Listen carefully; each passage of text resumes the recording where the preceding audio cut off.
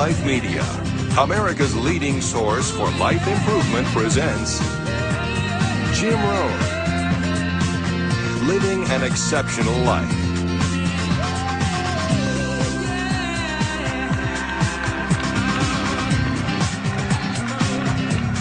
Hey, thank you. How's everybody? Nice to see you. Thanks for coming today. I appreciate it very much, and I'm just delighted to be here. How many of you have never seen me before? This is your first time. Wow, everybody. I keep thinking I'm famous, but I guess, that settles that. Anyway, nice to see you. I've got some interesting ideas to share with you. If you're ready, say I'm ready. And if you'll take some good notes, I got some lists for you to make that you can take home with you and ponder at later times. Some of the things I want to share with you. I was raised in southwest Idaho. My parents gave me an incredibly excellent start in my life, which I appreciated very much. But I quit school at age 19, unfortunately. My reasoning was, I'm smart enough to get a job. How much smarter do you need to be? And with that shallow thinking, I quit school, age 19, and got a job, went to work. A little while later, got married, started a little family, and I'm struggling and, trying to do my best.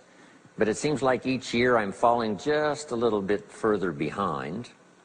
Finally, age 25.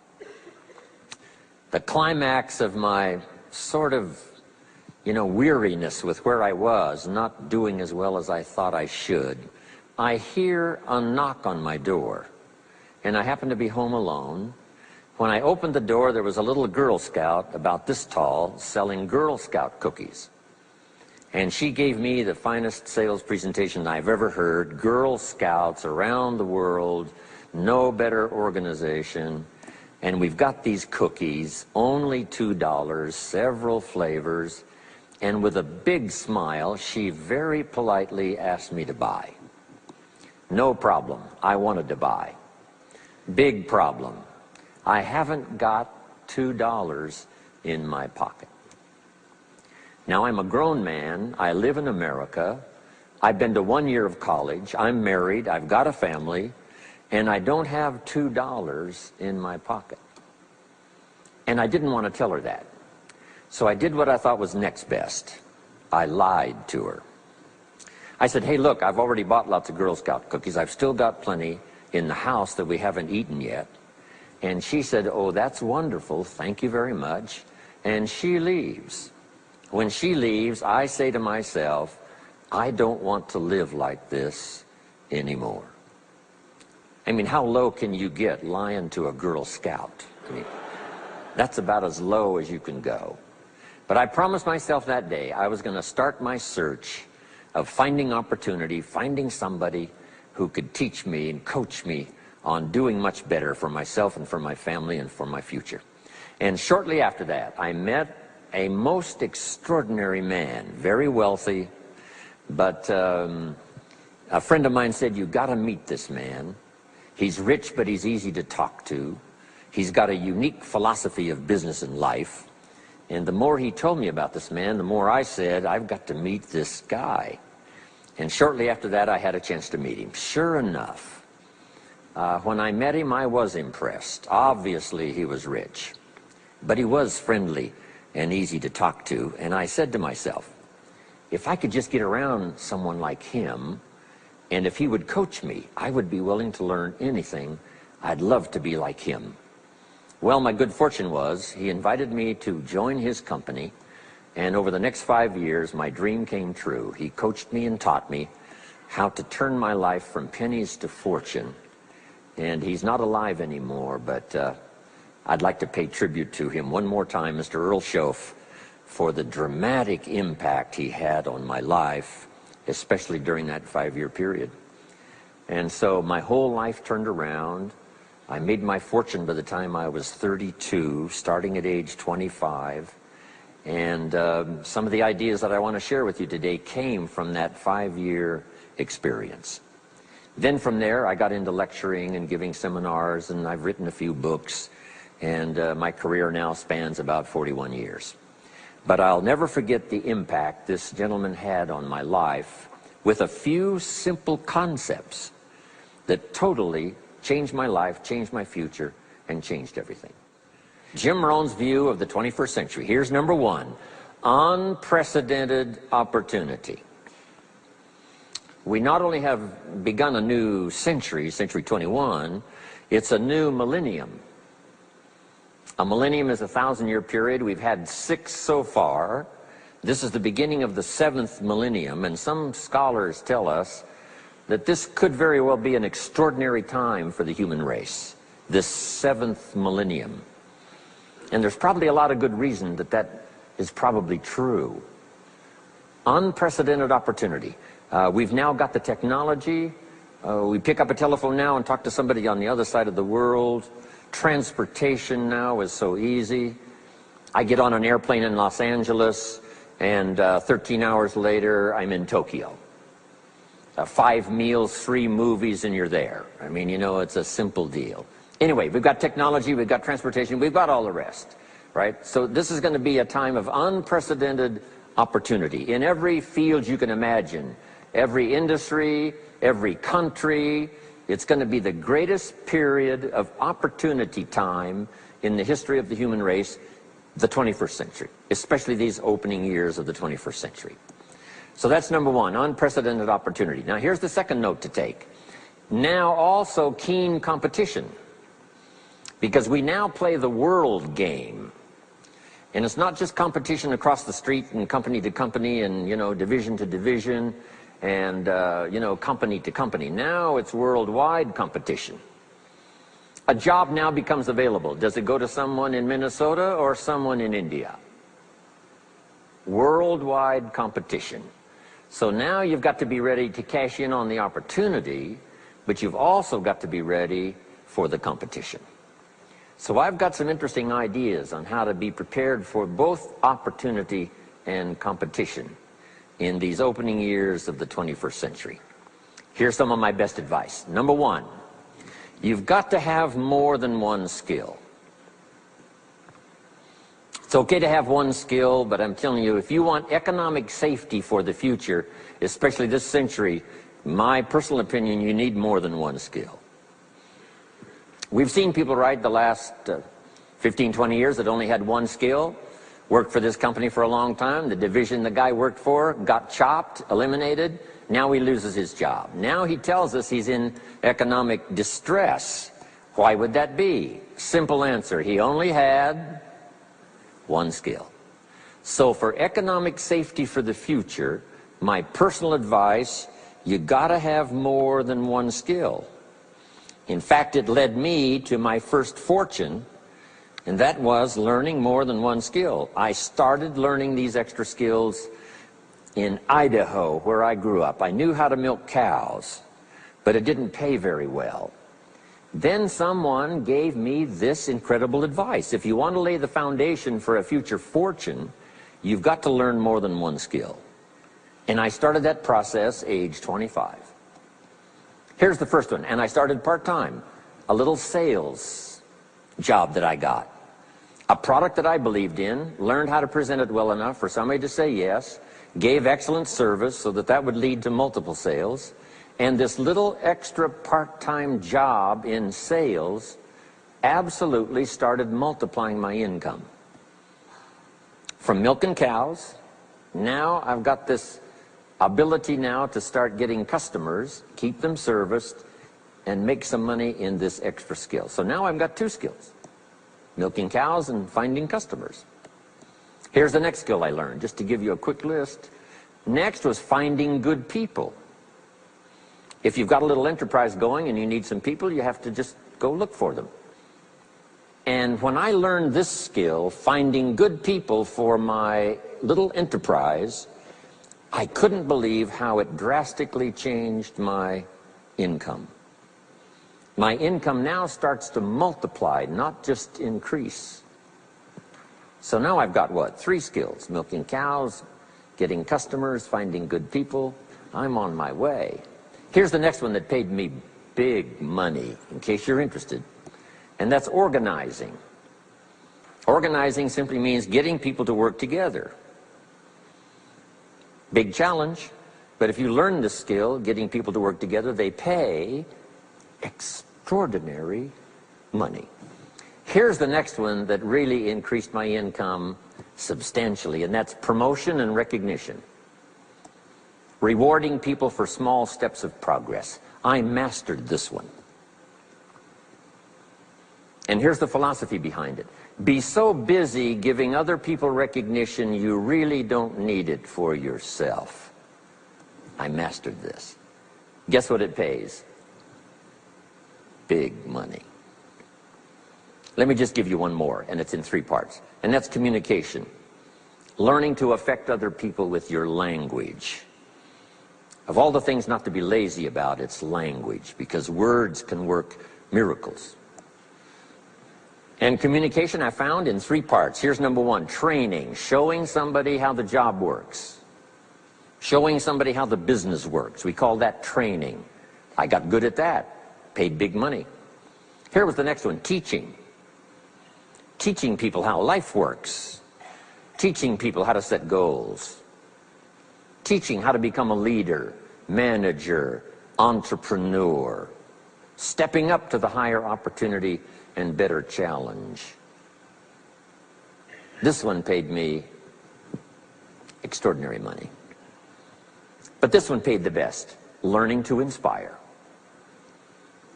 Helping people to see themselves better than they are. So I've got how many skills, right? A big long list. So, safety, economic safety for the future, especially the opening years of the 21st century. Learn more than one skill. Here's number 2. It would be good to learn more than one language. Some of my business colleagues who speak 3 or 4 languages earn $3-4 million a year. One of my friends, Leon Weisbein from Russia, I remember when he was making $3 million a year, he spoke 3 languages. Here's what he said, I think I'll learn another language, make another $1 million. Those extra languages are so valuable. When I travel the world, I got to find somebody that knows more than one language, or I'm in deep trouble. If you think the time has passed you by to learn that 2nd, 3rd language, make this note. You heard it from Jim Rohn. Give it as a gift to your children. The 2nd language. Maybe that'll inspire them to learn the 3rd language, and then no telling where it might go from there. I asked a school teacher one time, how many languages can a child learn? Here's what she said, as many as you will teach them. They don't lack capacity, they don't lack intelligence, they certainly don't lack curiosity, they only lack a teacher. So you got my good advice now? More than one skill, more than one language, here's the rest. Learn the simple economic formula that works for everybody, and I can give it to you in just a couple of sentences. A simple economic formula, kids can understand it, anybody can understand it. Anybody that wants to get paid, here's the language for your notes. We get paid for bringing value to the marketplace. That's as simple as you can put economics. Anybody that wants to get paid. You get paid for bringing value to the marketplace. The marketplace is the people. Now, the value we bring is one part of it, a product or a service, but here's the other part, the value you become. So just off to the side, put the value is 2 parts. The value you bring, like a product. If you manufactured it, you might keep improving the product. If someone else manufactured it and you're out selling it, they probably keep improving the product.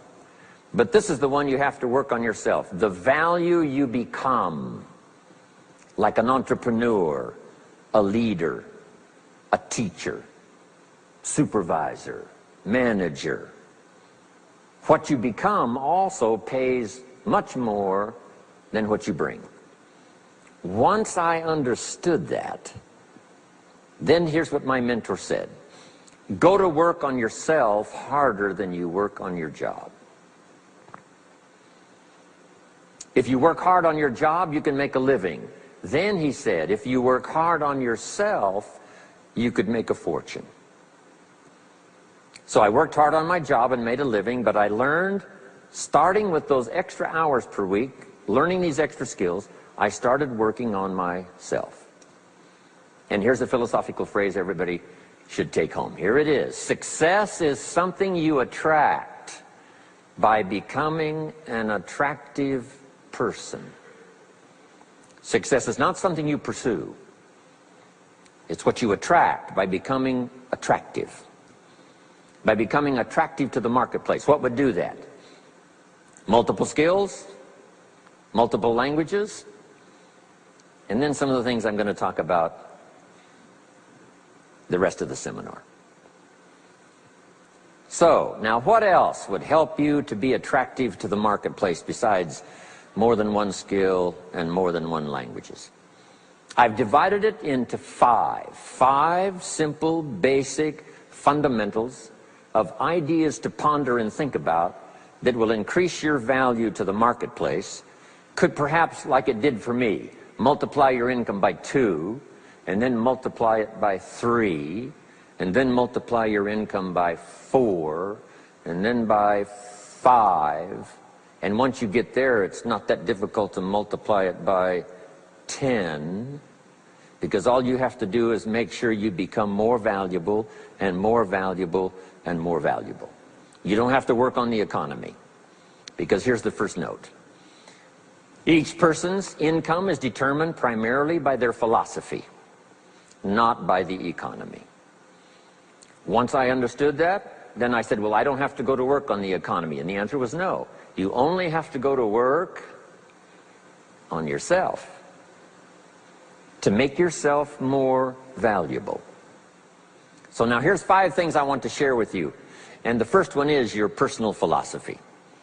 What could get you more prepared and ready for cashing in on the opportunity of the 21st century? And here's the first one, personal philosophy. Your personal philosophy is like a guidance system that helps you make decisions what to do, what not to do. From the information you get and what you learn and what you know, we decide. Maybe your philosophy would have been 5 years ago never to attend seminars like this. You just didn't go. Now 5 years later, here you are. Something happened along the way to change your mindset, saying, hey, for the money and the time, if I just get one good idea and walk away, it certainly is worth the money and the time. So now that little amendment in your philosophy, you now say, I'm going to regularly go, because it doesn't take but a few ideas to make a great difference in your income, personal life, social life, and all the rest. So now you know that's valuable. A change of mind, a change of idea. So that's what personal philosophy is all about. The more we learn, the more we know, the better we're able to make better decisions about 2 major things. Your philosophical guidance system does 2 things. For your notes, number 1, helps you to see the dangers on one side, so you can avoid those. But here's what else your guidance system does. Personal philosophy helps you to see the opportunities on the other side, so that you can expand those, maximize those.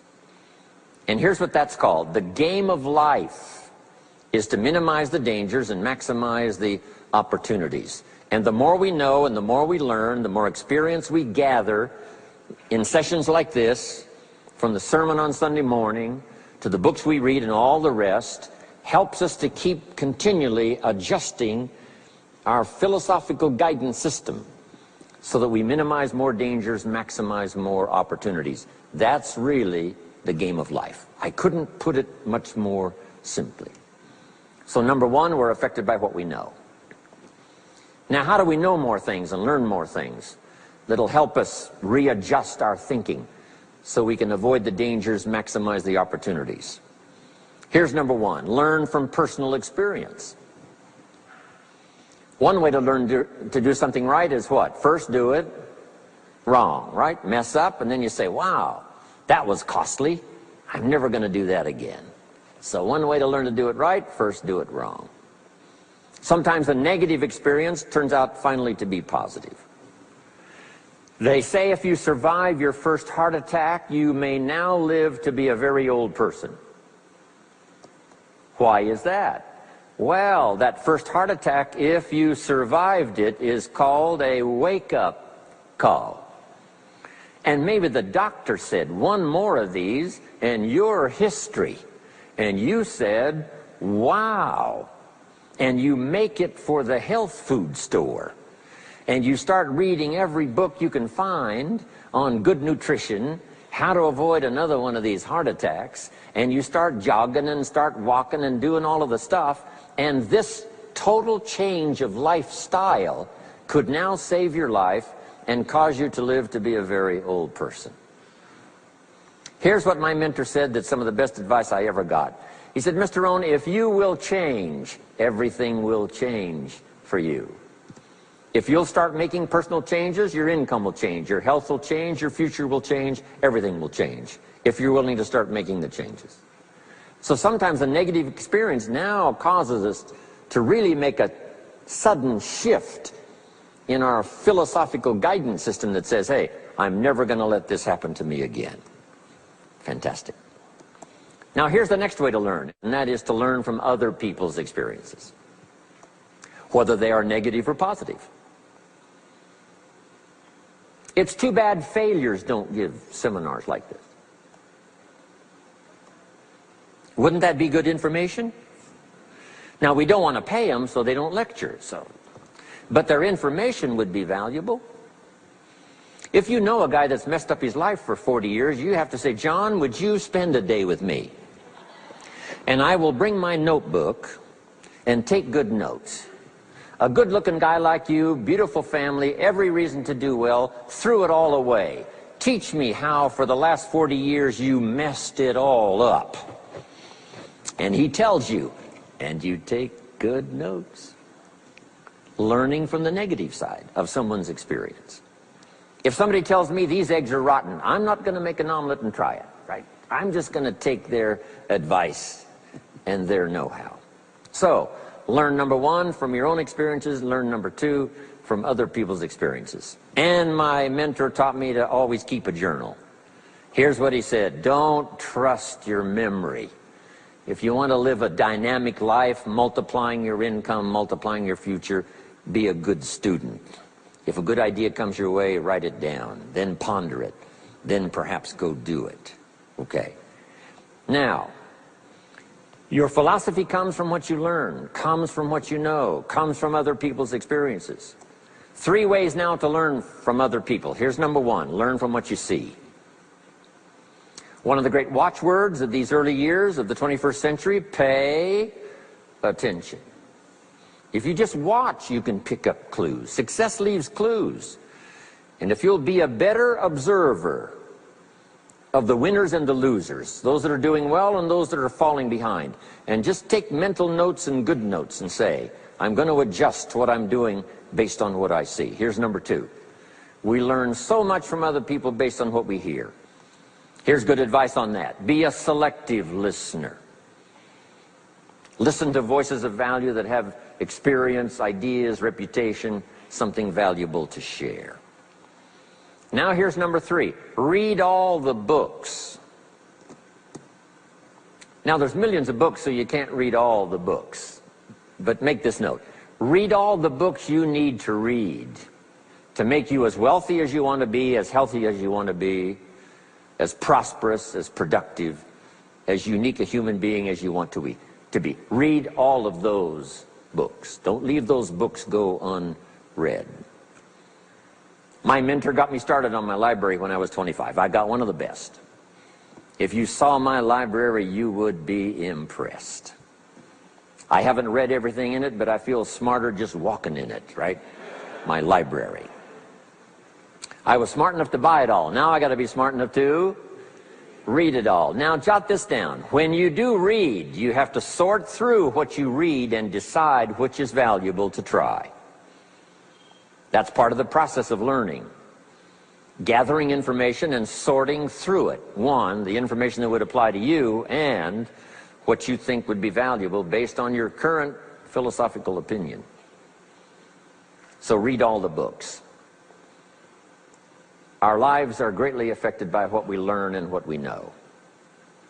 Now here's number 2 of these very basic 5 things I want to share with you. First, your personal philosophy. Here's number 2, your attitude.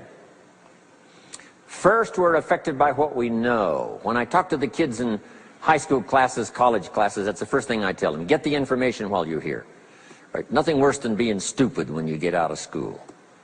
So get the information. Being broke is bad, but being stupid is what's really bad. And what's really, really bad is being broke and stupid. Nothing much worse than that, unless you're sick. Right? Sick, broke, and stupid. That's about as far as you can fall unless you're ugly, right? But surely that would be the ultimate, right? The ultimate negative life. Ugly, sick, broke, and stupid. So learn all you can. We're affected by what we know, so get the information. Don't be lazy in learning. Don't be lazy in going through the books, building your library, coming to classes like this consistently. Some of them will be so dramatic, your life will never be the same. Maybe this is one of those today. Next, we're affected by how we feel, attitude. This is the emotional part. We need the intellectual part to set sail. So as the winds blow, we can still get where we want to go. Redefine, keep strengthening our psychological and philosophical guidance system. But now we're also affected by the emotions. That's the power. And jot these notes down as I hurry along now. 4 things to consider on attitude and how you feel. Here's number 1. It's how you feel about the past. It's important to make the past useful. Past experience, even past losses, past failures, as well as successes. To review it and go back over it, see where you went wrong, correct that, invest that now in the future. Don't live in the past, and don't carry the past around like a burden, but simply use your past as one of your mentors to help refine mistakes, make some changes that you can invest now in the future. Here's the second attitude. It's how you feel about the future. We look back for experience. But number 2, we look forward for inspiration. Now, where does the inspiration come from? Looking forward. Here it is, learning to set goals. Number 1, decide what you want. Takes more than 5 minutes. Take some time and decide what you want. Where do you want to go? What do you want to do the next 10 years, 20 years? What would you like to become? How many skills would you like to learn? What are the books you want to read? How about the people you want to meet? The cities you want to visit? Experiences you'd like to have over this next period of time? Start thinking about all of that. Here's the next key. Write it all down. Building a life is like building a house. You wouldn't start building the house until you had it finished. Wouldn't you look foolish starting to build the house if it wasn't finished first? What if you were laying bricks and somebody came by and said, "What are you building here?" And you said, "I have no idea." See, they would take you away to a safe place. So building a life is a lot more important than building a house. And yet people treat it so carelessly and so casually about planning and making plans for what they want their life to work out to be. So I'm asking you not to be casual anymore. Start designing the future for yourself, for your family, for your business, for your future. Okay, decide what you want. Okay, so from the past we get experience, from the future we get excitement, inspiration by setting goals. Now here's the next advice. Put everything on your list of goals. Little things, insignificant to someone else but important to you. A goal list is important. You don't have to publish it in the local newspaper. My Japanese friend, Toro Ikeda, San Jose, California, put on his first list, a Caucasian gardener. I said, go Toro. Back then everybody had a Japanese gardener. He said, no, I'm Japanese. I want a Caucasian gardener. I like that. So set goals. Set the goals that'll turn you on, goals that'll get you excited. Put everything on your list. Now, here's the next attitude. It's very important how you feel about everybody. If you want to be a leader extraordinaire, here's what you learn. Each of us need all of us. One person doesn't make an economy. One person doesn't make a symphony orchestra. It takes all of us for each of us to be successful. Each of us need all of us, and all of us need each of us. Each gift is important. as we bring it to the table, as we bring it to the country, as we bring it to the community. Learn to appreciate that. Each of us need all of us. Now here's the last one on attitude. It's how you feel about yourself. Nothing more powerful than self-confidence to start multiplying your income by 2, by 3, by 5, by 10. And where does that come from? Make the note. It comes from self-esteem. Doing the things you know you should do, and at the end of this day, your self-esteem is soaring and high. You've met the people you said you'd meet. You made the calls you said you would make. You did the things that you required of yourself to do. And at the end of the day, you feel great about yourself. That is one of the greatest motivating factors for the future. Self-esteem. Feeling good about yourself. Now let me give you the miracle piece of this formula. If you're ready, say, I'm ready. Here it is. Number 3 is activity. We're affected by what we do. Now we've gotten to the formula of how to turn ideas into reality, how to turn imagination into substance. It's called number 3, activity. So add these notes to it now. Activity is the work. Activity is the labor. You might add labor pains.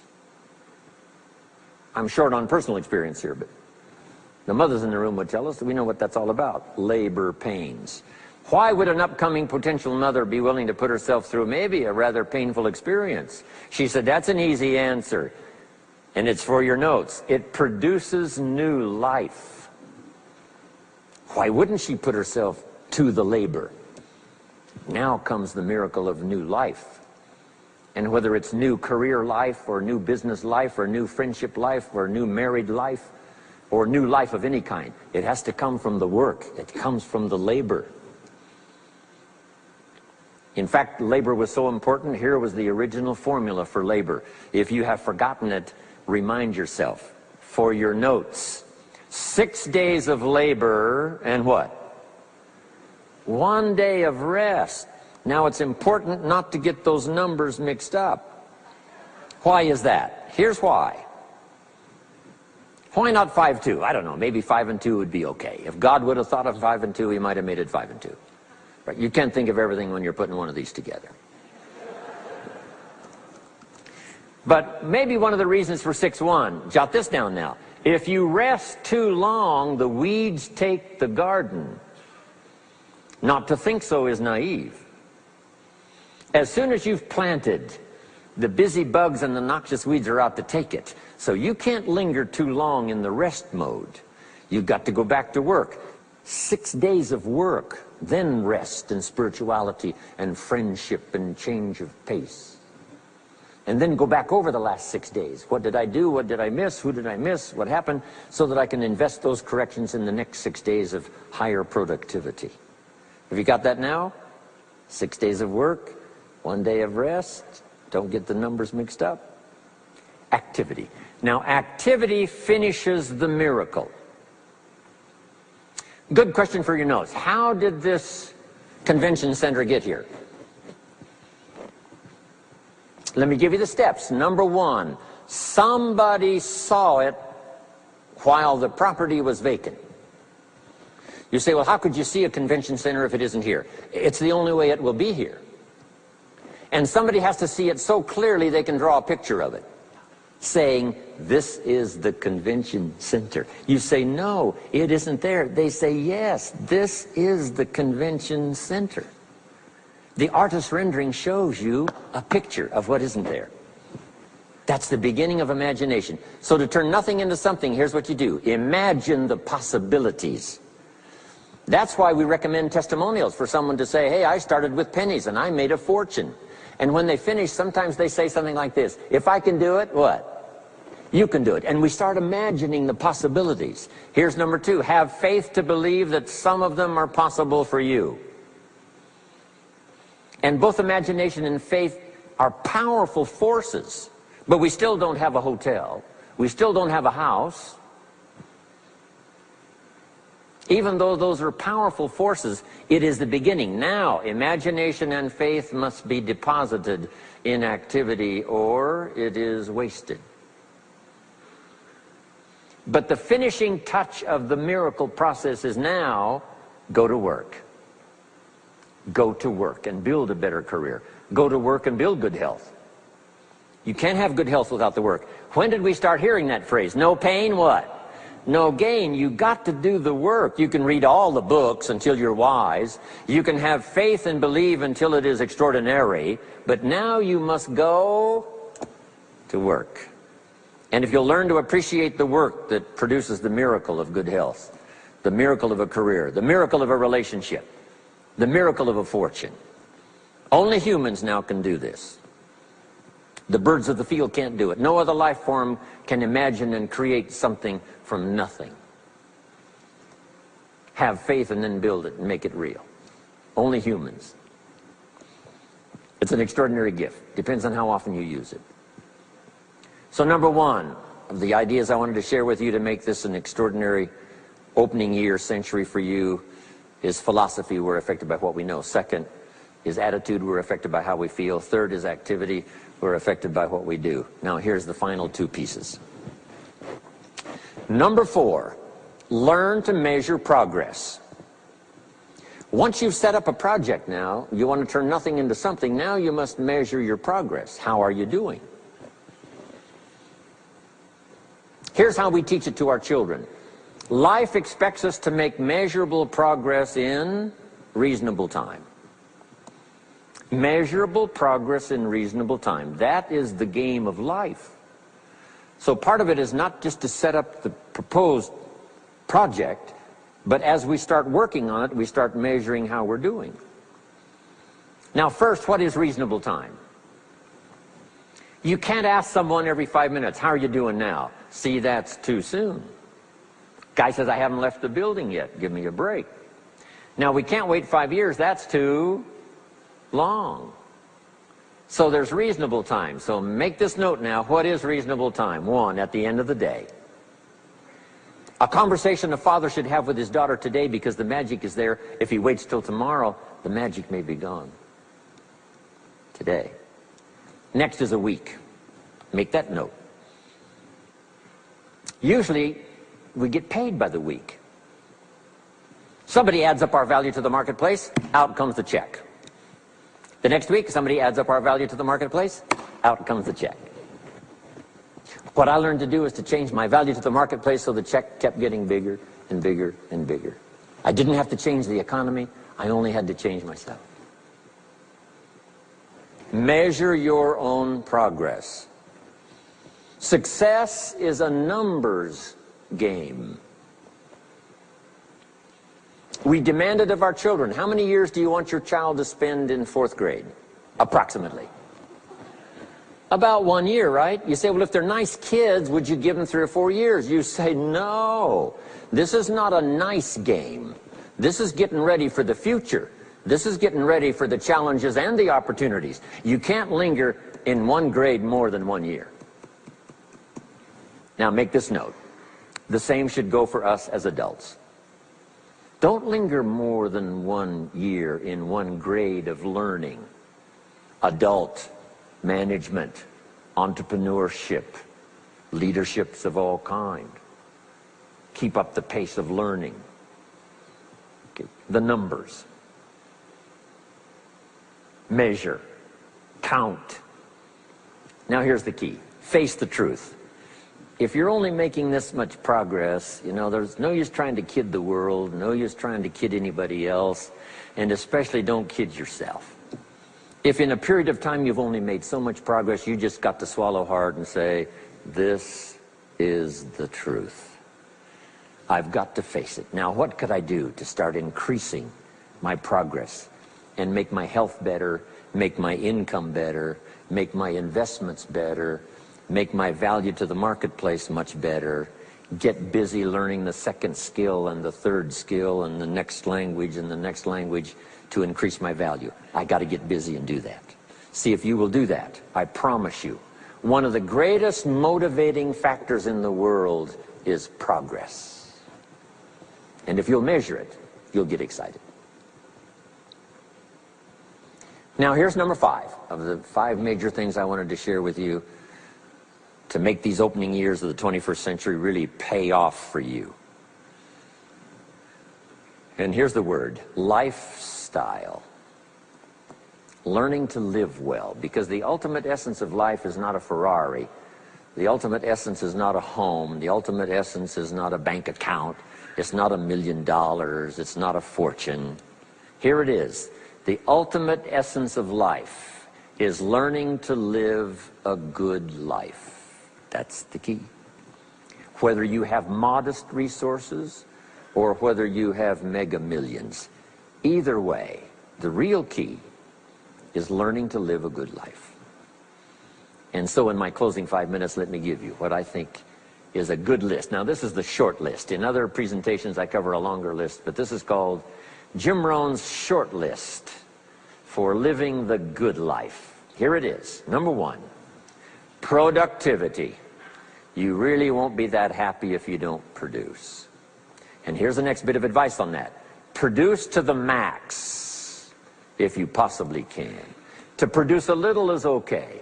To produce enough is okay. To produce some to get by is all right.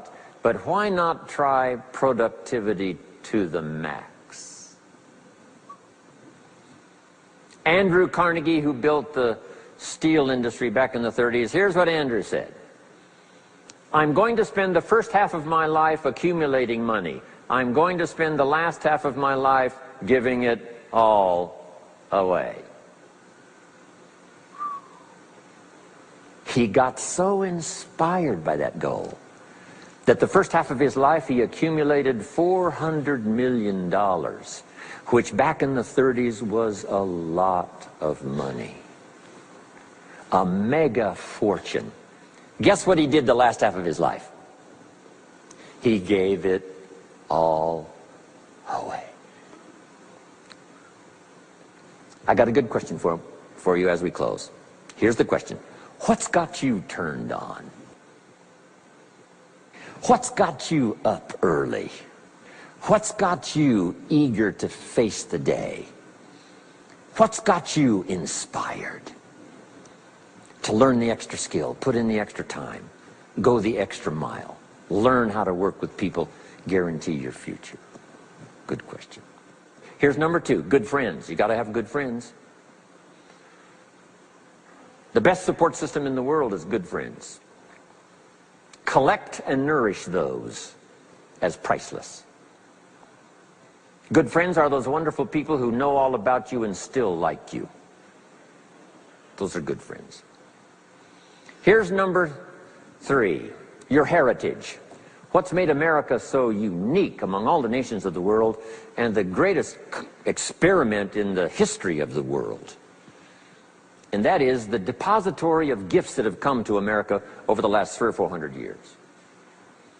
The heritage from all walks of life, all over the world. Now the key to keeping America vital and powerful and unique for generations to come is to keep alive these heritages. The music, the dance, the costume, the customs, the literature, the poetry, and all the rest combined together, making us an extraordinary, unusual nation among nations. Keep your heritage alive. Here's number 4, your spirituality. Whatever you believe in terms of spirituality, that's important. And I've got 3 words for you to consider. Here they are. Study, practice, and teach. Whatever you believe in terms of spirituality, study, practice, and teach.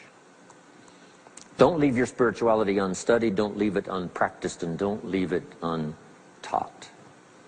It's one of the major components of a good life. And now to close, for your notes. Take special care of the inner circle. Family, close friends. Nourish them, they will nourish you. Inspire them, they will inspire you. And take care of the details, the little things that makes it special for family and friends. When my father was still alive after my mother died, my father lived about another 7, 8 years. When I used to travel, I would try to call him while he was having breakfast with the farmers, southwest Idaho. Make a special day. If I'm in Israel, I got to get up in the middle of the night. But I call in the middle of the night, Papa, I'm in Israel. And they would bring him the phone in this little cafe called the Decoy Inn. And Papa would say, Israel, son, how are things in Israel? And he'd talk real loud so everybody could hear. Right? He'd say, Papa, they gave me a reception last night on the rooftop overlooking the Mediterranean. He'd say, overlooking the Mediterranean. Now he's got a story to tell for the rest of the day. My son called me this morning while I was having breakfast with the farmers. I know he had to get up in the middle of the night. Special days. One more scene. I thought about my father walking down the lane on the farm to the mailbox, opening it up. And this is for your notes. Make sure the mailbox is not empty. My father lived to be 93. What kind of an experience would that be for a day? Age 93, open the mailbox and it's empty. Even if it's just a postcard, make sure the mailbox is not empty. The details, the inner circle. And now here's the last. Maybe, just maybe, some of the things I've shared with you have been seeds that have fallen on your consciousness at the right time. And then if it turns into something valuable for you in the future, that will be well worth my coming, being away from my grandchildren and my children for a little while, to come and deposit the best of my experience with all of you today. Thank you very much. God bless. We hope you've enjoyed this special presentation of Jim Rohn's Living an Exceptional Life. If you'd like to own a copy of this program or any of Better Life Media's programs, please visit our website at betterlifemedia.com, where you'll find all types of valuable life improvement information.